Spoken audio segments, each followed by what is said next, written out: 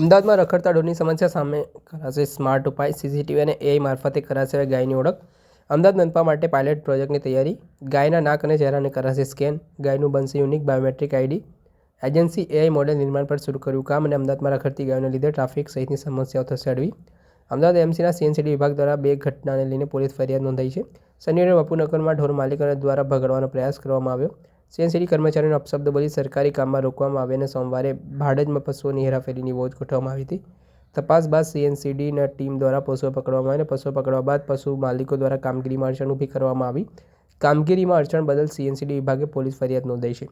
આ મામલે શું કહી રહ્યા છે સીએનસીડી વિભાગના એચઓડી નરેશ રાજપૂત, તેમને સાંભળો. Department of science and technology, Gujarat સરકાર, સીએમઓ કચેરી દ્વારા આનું જે આ એજન્સી સિલેક્ટ થઈ છે અને એનું કામ એપ્રૂવ થયું છે, ત્યાંથી વર્ક ઓર્ડર આપી અને એના ટેસ્ટિંગ્સ અને આ કામગીરી આગામી 2 મહિનામાં સક્સેસફુલી અમલ થાય એ મુજબથી હાલ કામગીરીનું આયોજન કરેલ છે.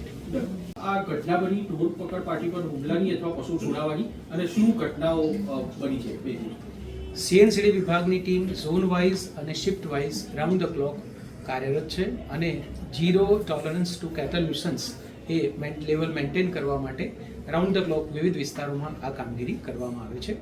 જેમાં બાપુનગર વિસ્તારમાં આપણને આ ટીમ જ્યારે પરમ દિવસ કાર્યરત હતી અને એ સમય દરમિયાન એ ગાય પકડતી વખતે જ્યારે ટીમ એને આંતરીને ઊભેલી હતી અને અજાણ્યા શખ્સો તથા એક વ્યક્તિની જેમાં ઓળખ પણ થયેલી છે એવી વ્યક્તિ અને ભગાડી જવાનો પ્રયત્ન કરેલો છે. અને આ વ્યક્તિ મ્યુનિસિપલ કોર્પોરેશનની ટીમ સાથે ગાળાગાળી કે આવી બનાવમાં રોકી રાખી અને અન્ય શખ્સો એને ભગાડી ગયા, જેના અનુસંધાને જે તે પોલીસ સ્ટેશન લાગુ પડે છે એમાંની પોલીસ ફરિયાદ પણ દાખલ કરવામાં આવેલી છે.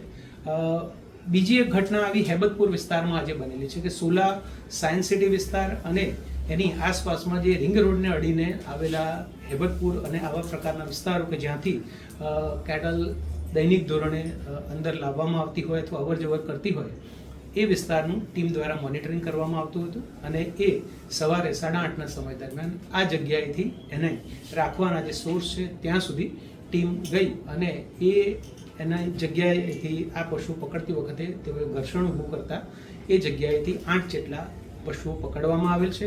તદુપરાંત 4.5 ટન જેવો એનો ઘાસચારો સ્ટોર કરવામાં આવેલો હતો, તે પણ મ્યુનિસિપલ કોર્પોરેશન દ્વારા જપ્ત કરેલ છે અને આવું જે સ્ટ્રક્ચર ત્યાં ઊભું કરેલું હતું એ ગોતા સબઝોન દ્વારા એને દૂર પણ કરવામાં આવ્યું છે. આપે સાંભળ્યા હતા અમદાવાદ મ્યુનિસિપલ કોર્પોરેશનના સીએનસીડી વિભાગના એચઓડી નરેશ રાજપૂત. તેમના મામલે નિવેદન આપ્યું છે ને બંને ઘટનામાં ઓળખ બાદ આરોપીને પકડવામાં આવ્યા છે તેવી વાત પણ તેમના દ્વારા જાણવામાં આવી છે. મિત્ર, આ જ વિડીયો જોવા માટે એનકવરેજ ન્યૂઝ જોતા રહો.